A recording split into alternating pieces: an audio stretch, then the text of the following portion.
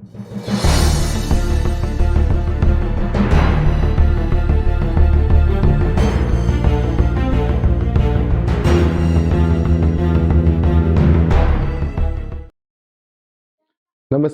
मैं निर्मल कुमार स्थानीय अंग प्रदेश से आपका स्वागत करते हैं। आज हम लोग आर्ट्स का क्लास लेने वाले हैं, जिसमें मुख्य रूप से क्लास 10th पर फोकस होगा और ये 10th पर फोकस करके हम अर्थव्यवस्था पर बात करने वाले हैं। तो आप बने रहिए हमारे वीडियोस में और ज़्यादा से ज़्यादा हमारे वीडियो को अपने दोस्तों में शेयर करें, ताकि ये उन बच्चों के लिए एक मुख्य रूप से उपयोगी क्लास साबित होने वाला है, जो इस बार एग्जाम देने जा रहा है।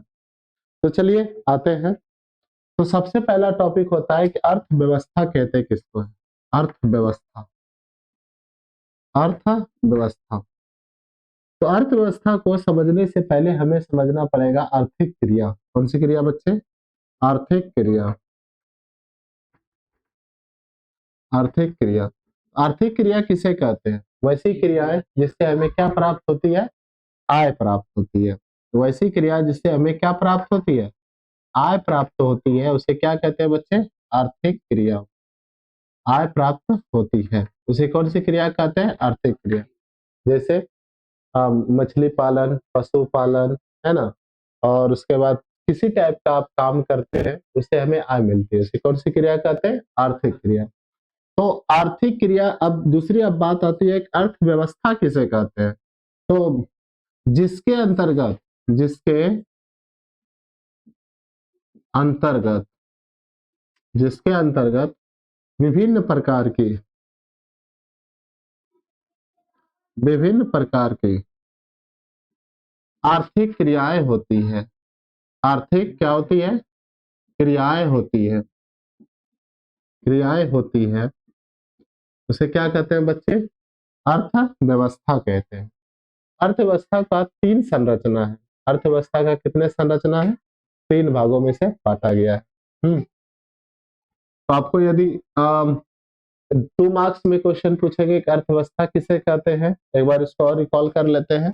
जिसके अंतर्गत विभिन्न प्रकार की आर्थिक क्रियाएं होती है, उसे क्या कहते हैं? अर्थव्यवस्था कहते हैं। अर्थव्यवस्था में आता क्या है, कुछ एग्जाम्पल भी देख लेते हैं। जैसे मछली पालन, मछली पालन, पशुपालन, पशुपालन, और पशुपालन, उद्योग धंधे, उद्योग धंधे इत्यादि। ये सब किसके अंतर्गत आती है? आर्थिक क्रिया के अंतर्गत। अब हम कुछ अर्थशास्त्री को भी लेने की कोशिश करेंगे, जिन्होंने बताया है कि अर्थव्यवस्था का क्या मतलब है, कि अर्थव्यवस्था कहते किसको है। तो देखिए,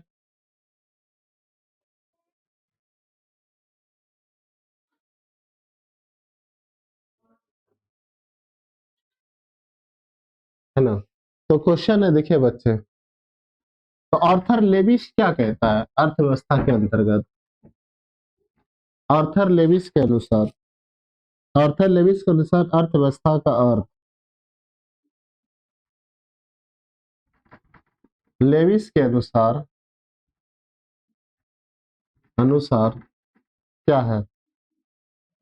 देखिए,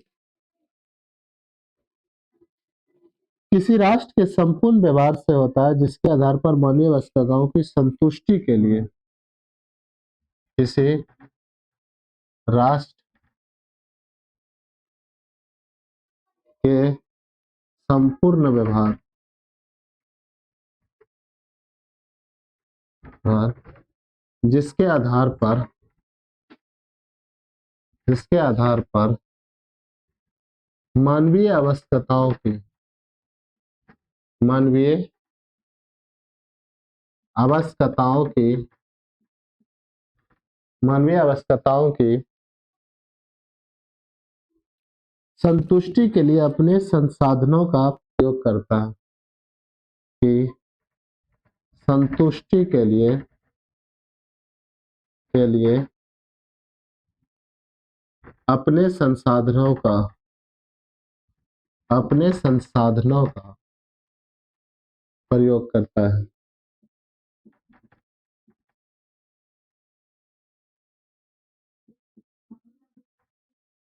तो आर्थर लेविस क्या कहता है बच्चे, देखिए आर्थर लेविस कहता है कि अर्थव्यवस्था किसी राष्ट्र का संपूर्ण व्यवहार से, मतलब कोई भी राष्ट्र में उपलब्ध संसाधन क्या क्या है, भूमि है, जल है, मिट्टी है ना, और कच्चे माल है, लोहा कोयला ये सब न है, उसका इस्तेमाल करके कुछ वस्तुओं का सृजन करना जिससे कि लोगों की आवश्यकताओं की क्या हो जाए, पूर्ति हो जाए। कहने का मतलब है कि मानवीय आवश्यकताओं को संतुष्टि मिल सके, उसे क्या कहते हैं, अर्थव्यवस्था कहते हैं। ये कौन कहता है, आर्थर लेविस। हम्म तो ये क्लियर हो गया होगा। हम्म तो अब हम इतना हो गया तो हम थोड़ा सा कुछ बेसिक बात पे बात कर लेते हैं, तब इस पे आगे आएंगे। तो एक एक चीज आता है बच्चे कि उत्पादक किसे कहते हैं, मतलब उत्पादन के कितने साधन है, जो आपकी आप 9th क्लास में पढ़े होंगे, थोड़ा सा इससे हटके आते हैं बेसिक में। उत्पादन, उत्पादन किसे कहते हैं, तो कहता है आम, उत्पादन, देखिए कहने का मतलब है उपयोगिता को बढ़ाना, उपयोगिता को उपयोगिता को क्या करना, बढ़ाना, क्या कहलाता है, उत्पादन। उपयोगिता को बढ़ाना क्या कहलाता है, उत्पादन। फॉर एग्जाम्पल, एक आप एक साधारण आदमी के पास एक लकड़ी रहे, है ना, और उस लकड़ी को क्या कर सकता है, जला सकता है ना, या तो कहीं पर किसी खम्भे में लगा सकता है।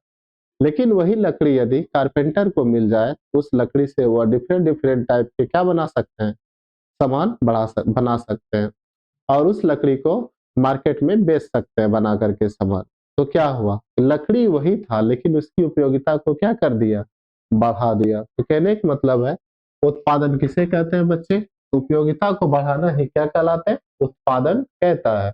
उत्पादन के कितने साधन है, 5 साधन है, क्या क्या। इसे आपको ऑब्जेक्टिव पूछने का चांस है, इसलिए मैं बैकअप ले लेता हूँ, फिर अर्थव्यवस्था में आऊंगा। उत्पादन के कितने साधन है, 5, भूमि और, है ना, पूंजी और बोलते जाइए, भूमि, पूंजी और श्रम और साहस, और एक होता है सबसे बड़ी, उसका नाम है संगठन। क्या नाम है उसका, संगठन। समझे। तो उत्पादन के कितने साधन है, 5 साधन है। तो देखिए सबसे पहले क्या आता है बच्चे, भूमि। आपको किसी चीज का यदि उत्पादन करना है तो उसके लिए क्या चाहिए, भूमि होना चाहिए, कहाँ करेंगे, है ना।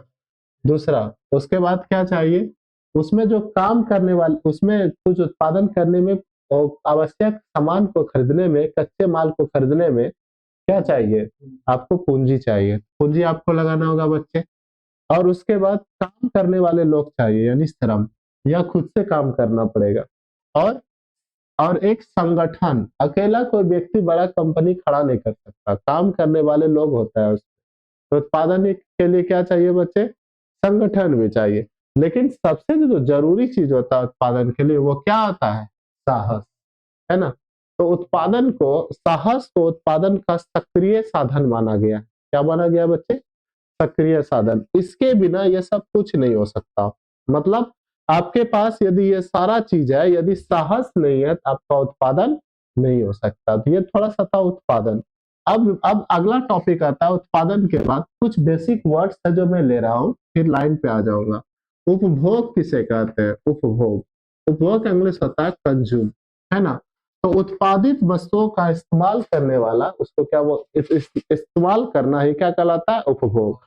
और इस्तेमाल करने वाले को क्या बोलता है, उपभोक्ता। क्या बोलता है, उपभोक्ता। इंग्लिश में उसको क्या बोलते हैं, कंज्यूमर। क्या बोलते हैं, कंज्यूमर, है ना। तो देखिए फिर से बच्चे एक बार बात कर लेते हैं, उपभोग किसको बोलता है, तो उत्पादित साधनों का, उत्पादित वस्तुओं का क्या करना, उपयोग करना, ये क्या कहलाता है, उपभोग। और उपयोग करने वाले को क्या बोलते हैं, उपभोक्ता। क्लियर हो गया। अब हम बात करेंगे, फिर से अपना पुराना टॉपिक पे लौटेंगे। हमारा पुराना टॉपिक था कि अर्थव्यवस्था किसे कहते हैं। तो अर्थव्यवस्था के कितने अर्थव्यवस्था किसे कहते हैं, ये तो क्लियर हो गया। आर्थर लेविस के अनुसार किसी राष्ट्र की संपूर्ण व्यवहार जिसके आधार पर मानवीय आवश्यकताओं को क्या देते हैं, संतुष्टि देते हैं, है ना। संसाधनों का इस्तेमाल करके मानवीय आवश्यकताओं की क्या करते हैं, संतुष्टि के लिए इस्तेमाल में लाते हैं उसे क्या कहते हैं? अर्थव्यवस्था कहते हैं। तो अर्थव्यवस्था का बच्चे मुख्य दो काम होता है। अर्थव्यवस्था का मुख्य रूप से दो काम के लिए इस्तेमाल में किया जाता है। पहला, लोगों की क्या करना, लोगों को संतुष्टि देना। लोगों को क्या देना होता है? संतुष्टि देना, पहला काम। दूसरा काम क्या होता है? रोजगार उपलब्ध कराना। रोजगार क्या कराना? उपलब्ध कराना। समझे?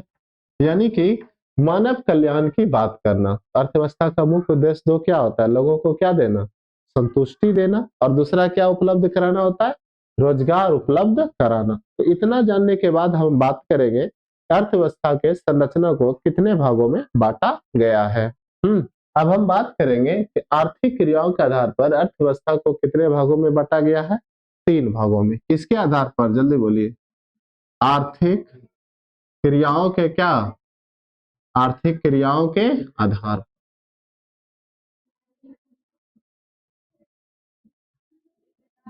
किसके आधार पर बच्चे? आर्थिक क्रिया के आधार पर अर्थव्यवस्था कितने भागों में बांटा गया? तीन भागों में, तीन क्षेत्र में बांटा गया। कौन कौन सा क्षेत्र है? बोले जल्दी। हम्म? पहला आता है प्राथमिक क्षेत्र। कौन क्षेत्र है? प्राथमिक क्षेत्र, अंग्रेजी में बोलते हैं प्राइमरी सेक्टर। कौन सेक्टर है? Primary sector. और दूसरा कौन क्षेत्र आता है? द्वितीयक क्षेत्र। द्वितीयक क्षेत्र, इसका इंग्लिश क्या होता है? Secondary sector. और होता है तृतीयक क्षेत्र। तृतीयक क्षेत्र, अंग्रेजी क्या होता है बच्चे? Tertiary sector. तो प्राथमिक क्रिया के अंतर्गत, प्राथमिक क्षेत्र के अंतर्गत कौन कौन से काम आते हैं? तो प्राथमिक क्षेत्र के अंतर्गत आते हैं बच्चे कृषि। क्या आते हैं? कृषि। कृषि के अंतर्गत कौन कौन आएगा? पशुपालन आएगा। और क्या आएगा? है ना? और आएगा क्या? मछली पालन। और जितना भी आप देख रहे हैं कुक्कुट पालन, मधुमक्खी पालन, ये सब किसके अंतर्गत आ जाएगा? प्राइमरी सेक्टर के अंतर्गत, यानी कि प्राथमिक क्षेत्र के अंतर्गत आ जाएगा। और द्वितीय क्षेत्र के अंतर्गत कौन कौन से आएगा? तो मुख्य रूप से द्वितीय क्षेत्र को द्वितीय क्षेत्र के अंतर्गत उद्योग क्षेत्र आता है ना?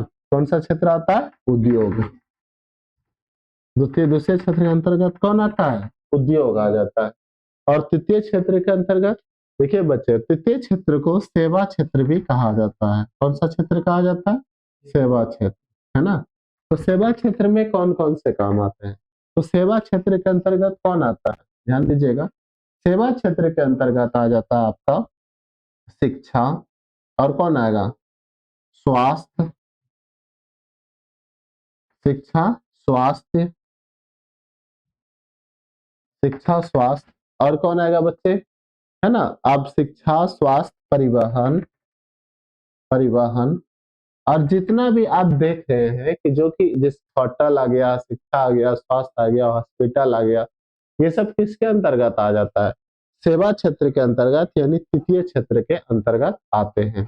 तो अर्थव्यवस्था की संरचना को कितने भागों में बांटा गया आर्थिक क्रिया के आधार पर? तीन भागों में, प्राथमिक, द्वितीय और तृतीय। तो ये हम समझेंगे कि आपका ये कॉन्सेप्ट क्लियर हो गया होगा। तो यहाँ से 2 मार्क्स का क्वेश्चन पूछेगा, आर्थिक संरचना को कितने भागों में बांटा गया है? तो आपको क्या बताना है कि तीन भागों में बांटा गया है, तीन क्षेत्रों में बांटा गया है।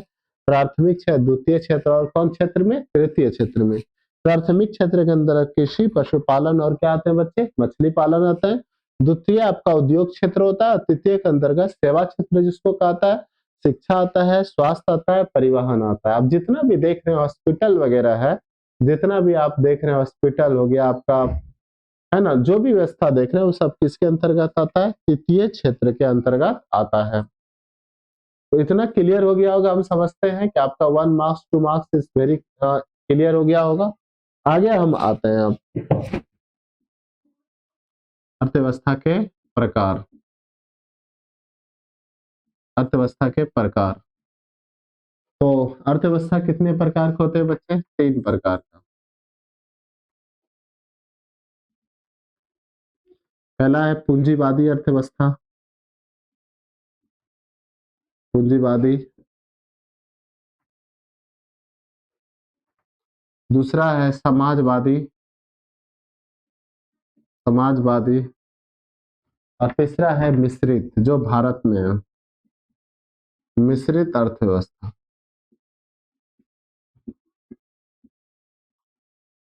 तो बच्चे मैं देखूंगा सबसे पहले कि पूंजीवादी अर्थव्यवस्था किसे कहते हैं। ध्यान दीजिएगा, उत्पादन, वितरण और लाभ, ये तीनों पर नियंत्रण किसी निजी व्यक्ति का होता है। किसका होता है बच्चे? किसी निजी व्यक्ति का होता है। ऐसी अर्थव्यवस्था क्या कहलाता है? पूंजीवादी अर्थव्यवस्था। फिर से एक बार देखेंगे, उत्पादन कौन करेगा? कोई निजी व्यक्ति करेगा। वितरण कौन करेगा? कोई निजी व्यक्ति। और लाभ उस किसको होगा? कोई निजी व्यक्ति को होगा। ये क्या कहलाएगा? पूंजीवादी अर्थव्यवस्था। और पूंजीवादी अर्थव्यवस्था जो मुख्य रूप से देशों में है, America, Britain, France, America, Britain, ये मुख्य रूप से दो उदाहरण है यहाँ पर बच्चे कौन सा अर्थव्यवस्था है? पूंजीवादी अर्थव्यवस्था। तो पूंजीवादी अर्थव्यवस्था का मुख्य उद्देश्य क्या होता है बताइए? पूंजीवादी अर्थव्यवस्था का मुख्य उद्देश्य होता है लाभ कमाना। क्या कमाना होता है? लाभ कमाना। तो ये हमेशा कोशिश करता है कि लाभ कितना होगा, इनकम कैसे कमाया जाएगा, यानी कि उत्पादन, वितरण और लाभ, इस सब का नियंत्रण क्या होता है? किसी निजी व्यक्ति का होता है। और इसे जो लाभ होता है, इस लाभ का इस्तेमाल किसके द्वारा किया जाता है? किसी निजी काम के लिए किया जाता है या किसी निजी व्यक्ति के द्वारा किया जाता है ना? तो इसको क्या कहते हैं? पूंजीवादी अर्थव्यवस्था। ठीक है, जैसे देखिए आपने भारत यहाँ पे देखेंगे, पूंजीवादी अर्थव्यवस्था का उदाहरण कौन होगा? जैसे एयरटेल हो गया, है ना, टाटा, बिरला, ये सब कौन है? पूंजीवादी है ना। तो ये सब जो बिजनेस करते हैं मुख्य रूप से किसके लिए? खुद के लाभ के लिए करते हैं, है कि नहीं? लेकिन दूसरा होता है समाजवादी अर्थव्यवस्था। तो समाजवादी देखिए किसको बोलते हैं बच्चे? एक लाइन में, उत्पादन, है ना, वितरण और लाभ, ये सब किसको ध्यान में रखते हुए किया जाएगा? पहले किया किसके जाएगा? सरकार के द्वारा। सरकार के द्वारा। और इसका इस्तेमाल किसके में किया जाएगा? सामाजिक कल्याण में। इसमें क्या जाएगा? सामाजिक कल्याण में। यानी कि पूंजीवादी अर्थव्यवस्था में उत्पादन भी सरकार करेंगे और वितरण यानी कि उसका बंटवारा यानी कि बेचने का काम भी कौन करेंगे? सरकार करेंगे। और उसका जो लाभ होगा वो किसके लिए यूज होगा? सामाजिक कल्याण के लिए। किसके लिए यूज होगा? सामाजिक कल्याण के लिए। सामाजिक कल्याण क्या होता है? देखिए बच्चे, सामाजिक कल्याण का अर्थ है कि समाज में रहने वाले हर तबके का लोग, हर प्रकार के लोग, अमीर गरीब, है ना, सभी, जो कि पिछड़े हैं, अति पिछड़े हैं या अपर अपर है ना, अपर मतलब जो समृद्ध है, सबको ध्यान में रख करके समाजवादी अर्थव्यवस्था चलती है। तो समाजवादी अर्थव्यवस्था का मुख्य उद्देश्य क्या होता है? सामाजिक कल्याण करना। और ये किसके द्वारा चलाया जाता है? सरकार के द्वारा चलाई जाती है। फॉर एग्जाम्पल इंडियन रेलवे क्या है? समाजवादी अर्थव्यवस्था का उदाहरण है। देखिए बच्चे, अभी जो आप भागलपुर से दिल्ली जाते हैं तो जानते हैं एसी का कितना टिकट है? मात्र 800 है। आपको पता होना चाहिए कि, और वो भी एसी स्लीपर का 800 टिकट है ना। आपको पता होना चाहिए कि यदि यही ट्रेन अंबानी चलाएगा तो क्या 800 में लेके चला जाएगा? हम्म, नहीं, इसी ट्रेन को अंबानी चलाएगा तो अपना पर्सनल लाभ को देखते हुए इसका कम से कम कितना रखेगा? कम से कम 5 से 6 हजार हो जाएगा। तो अब 800 में सरकार क्यों चला रही है? क्वेश्चन है। तो सरकार इसलिए चला रही है कि आम नागरिकों का क्या हो सके?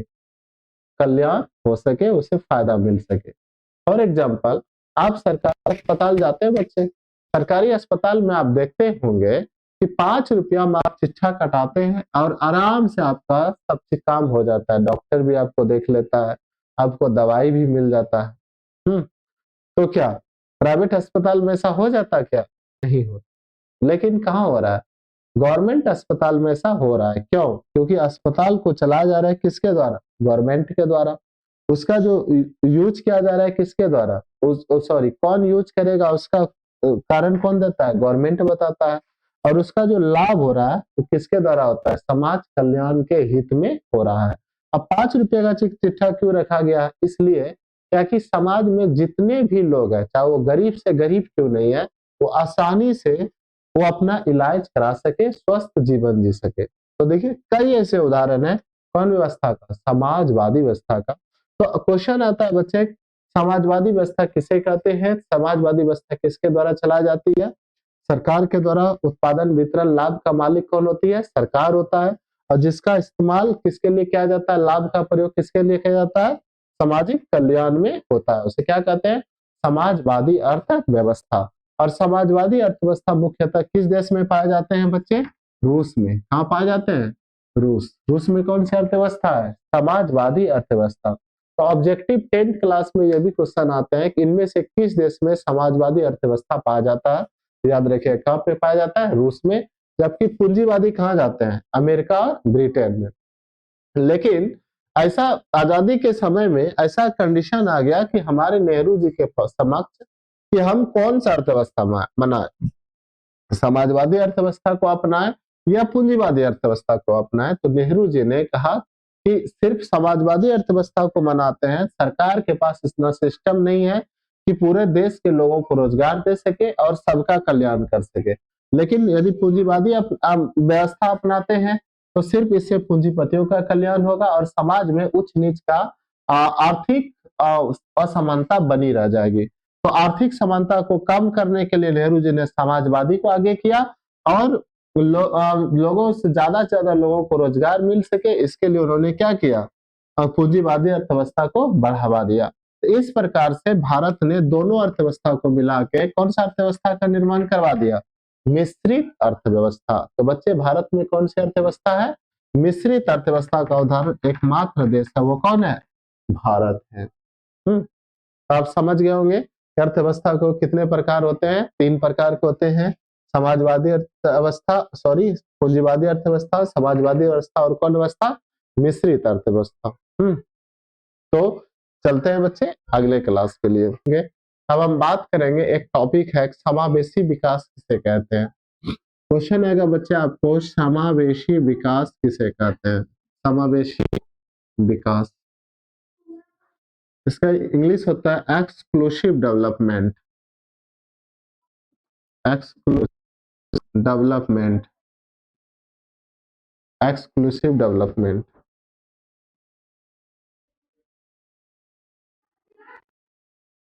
नहीं, डेवलपमेंट यहाँ नहीं देंगे, ग्रोथ देंगे।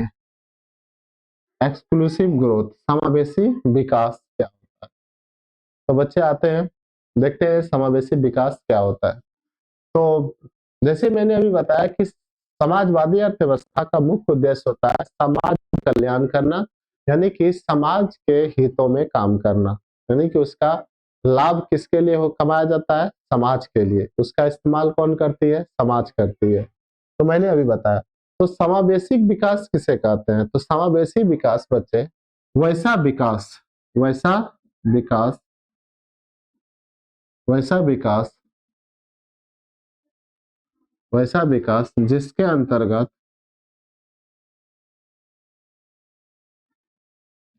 वैसा विकास जिसके अंतर्गत समाज के सभी वर्गों को, सभी वर्गों को,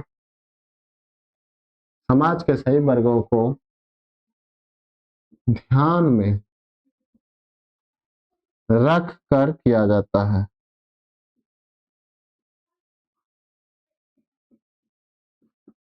ना? इसको समाज के सभी वर्गों को ध्यान में रखकर किया जाता है, उसे कौन सा विकास कहते हैं बच्चे? समावेशी विकास। देखिए मैंने अभी क्या बताया कि आप 5 रुपया में जाते हैं, आप अस्पताल में चिट्ठा कटाते हैं और आपको वहां से क्या मिल जाता है? दवाइयां मिल जाती है, आपको डॉक्टर भी देख लेता है। तो ये भी एक समावेशी विकास का उदाहरण है। तो देखिए क्यों ऐसा वहां पे व्यवस्था बनाया गया? इसलिए कि समाज के सभी वर्गों का हित में काम हो सके, है ना? गरीब से गरीब आदमी भी जा करके अपना वहां पे इलाज करा सके, है ना? वो समावेशी विकास का एक उदाहरण है। इसके बाद कुछ राशन भी उपलब्ध कराया जा रहा है ना? तो ये सब उदाहरण है किसका? समावेशी विकास का। तो समावेशी विकास भी बच्चे अब क्लियर हो गए होंगे। मैं थोड़ा जल्दी जल्दी इसलिए बात कर रहा हूँ कि ये मुख्य रूप से किसके लिए क्लास है, क्लास 10th के टारगेट स्टूडेंट के लिए क्लास है, जो कि 2024 में एग्जाम दे रहे हैं, इसीलिए। अगला टॉपिक है कि आर्थिक नियोजन का अर्थ क्या है। आर्थिक नियोजन होता क्या है? आर्थिक नियोजन, नियोजन का मतलब होता है वो मुख्य रूप से होता है इकोनॉमिक प्लानिंग। क्या होता है आर्थिक नियोजन होता क्या? देखिए, उपलब्ध संसाधन, जो भी हमारे देश में उपलब्ध संसाधन है, देखिए उपलब्ध उपलब्ध संसाधनों का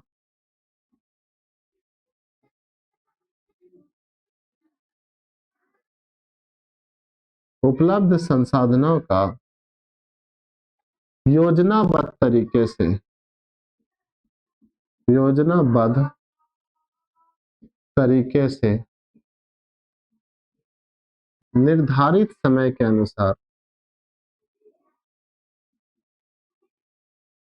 निर्धारित समय में आर्थिक एवं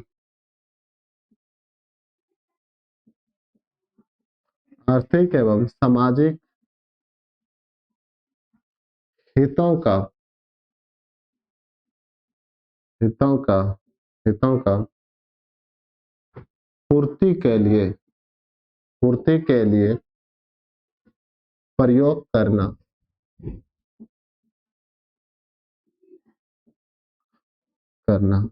देखिए, आर्थिक नियोजन क्या होता है बच्चे, ध्यान दीजिएगा, क्या कह रहा है? उपलब्ध संसाधनों का, जो भी हमारे पास उपलब्ध संसाधन है हमारे देश के अंतर्गत, योजनाबद्ध तरीके से एक प्लानिंग के तहत, है ना, निर्धारित समय, एक समय भी निर्धारित कर लेंगे कि कितने दिनों में ये काम करना है। निर्धारित समय में आर्थिक एवं सामाजिक हितों की पूर्ति के लिए क्या करना, प्रयोग करना है। क्या कहलाता है बच्चे? आर्थिक नियोजन कहलाता है। अब क्वेश्चन है कि आर्थिक नियोजन एक्चुअली ये कॉन्सेप्ट आया कहां से? एक्चुअली भारत में ये कॉन्सेप्ट रूस से लाया गया, समाजवादी अर्थव्यवस्था से लाया गया, है ना। तो आर्थिक नियोजन का ही दूसरा नाम इसको बोल सकते हैं योजना आयोग। योजना आयोग क्या है?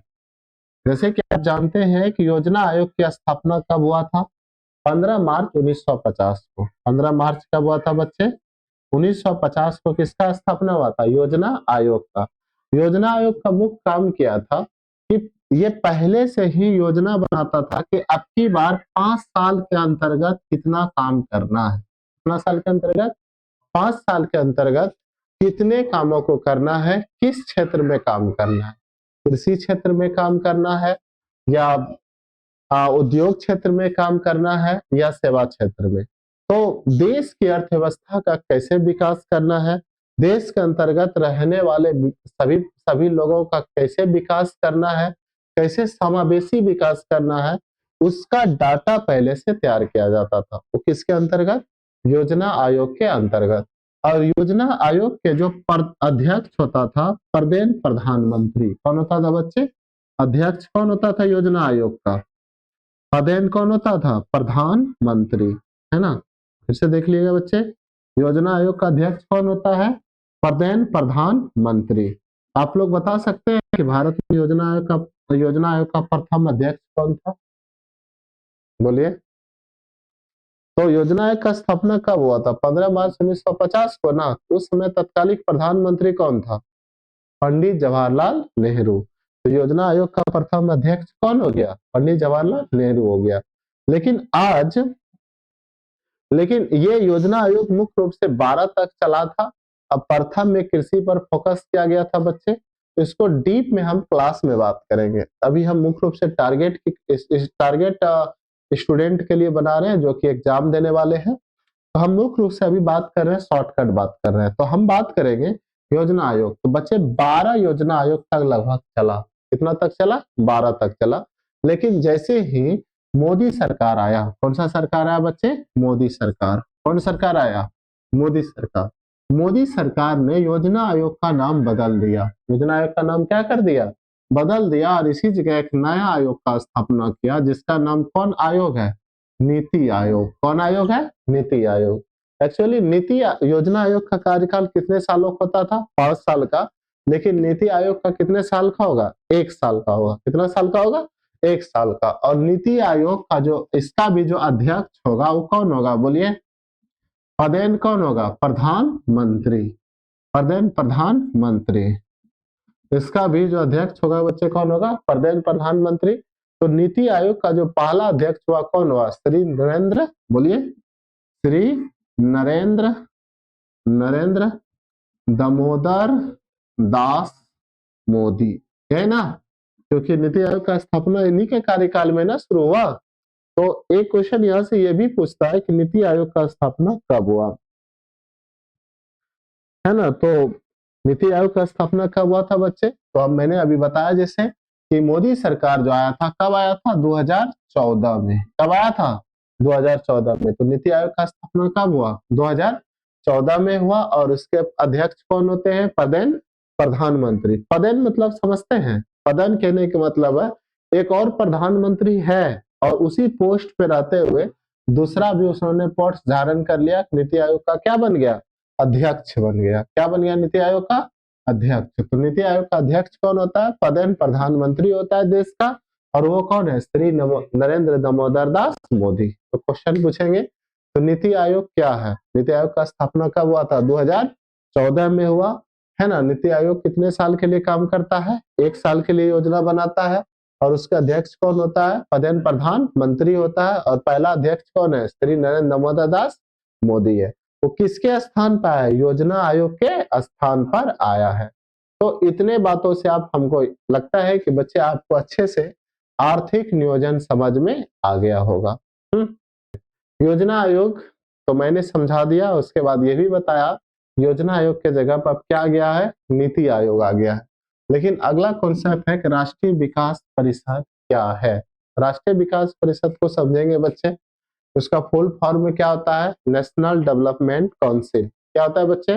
National development council. ये राष्ट्रीय विकास परिषद क्या? जैसे कि मैंने अभी बताया कि नीति आयोग का मुख्य उद्देश्य क्या होता है? नियोजित तरीके से देश का आर्थिक विकास करना। वो भी किसके कितने देश कितने साल के अंतर्गत? 1 साल के अंतर्गत। तो देखिए अब जैसे मैंने बताया कि नीति आयोग का जो मेन इसका अध्यक्ष होता है कौन होता है? प्रधानमंत्री होता है। कौन होता है? प्रधानमंत्री होता है। तो ये नीति बनाएंगे प्रधानमंत्री, कितना इतना काम करना है।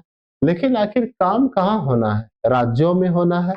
लेकिन राज्य में कौन होते हैं? मुख्यमंत्री होते हैं। राज्यों में कौन होते हैं? मुख्यमंत्री। राज्य में कौन होते हैं बच्चे? मुख्यमंत्री होता है। तो कौन सा काम होगा, कौन सा काम नहीं होगा, इसके बीच में कोई एक संस्था तो होगा ना कि प्रधानमंत्री और मुख्यमंत्री के बीच में तालमेल स्थापित करवाएगा करवाएगा ना। तो किसी भी योजना को लेकर के प्रधानमंत्री और मुख्यमंत्री के बीच में कौन करता है? तालमेल जो संस्था स्थापित करवाती है उसे क्या कहते हैं? राष्ट्रीय विकास परिषद। तो अब यहाँ से क्वेश्चन आता है कि एनडीसी का, राष्ट्रीय विकास परिषद का पदेन सदस्य कौन होते हैं? तो राष्ट्रीय विकास परिषद का जो पदेन सदस्य होते हैं वो कौन होते हैं बच्चे? राज्यों के मुख्यमंत्री होते हैं। राज्यों के क्या होते हैं? मुख्यमंत्री होता है। राज्यों के कौन होते हैं? मुख्यमंत्री होते हैं। और योजना आयोग का प्रधान अध्यक्ष कौन होता है? सॉरी, पदेन अध्यक्ष कौन होता है? प्रधानमंत्री होता है। अभी अब योजना आयोग की जगह पे कौन आयोग आ गया? नीति आयोग आ गया। लेकिन मुख्यमंत्री क्या होते हैं? पदेन सदस्य होते हैं। किसके पदेन सदस्य होते हैं? राष्ट्रीय विकास परिषद के। कौन? राज्यों के मुख्यमंत्री होते हैं, है ना? तो आपको हमारे हिसाब से ये भी आपका क्लियर हो गया 2 मार्क्स का क्वेश्चन होता है।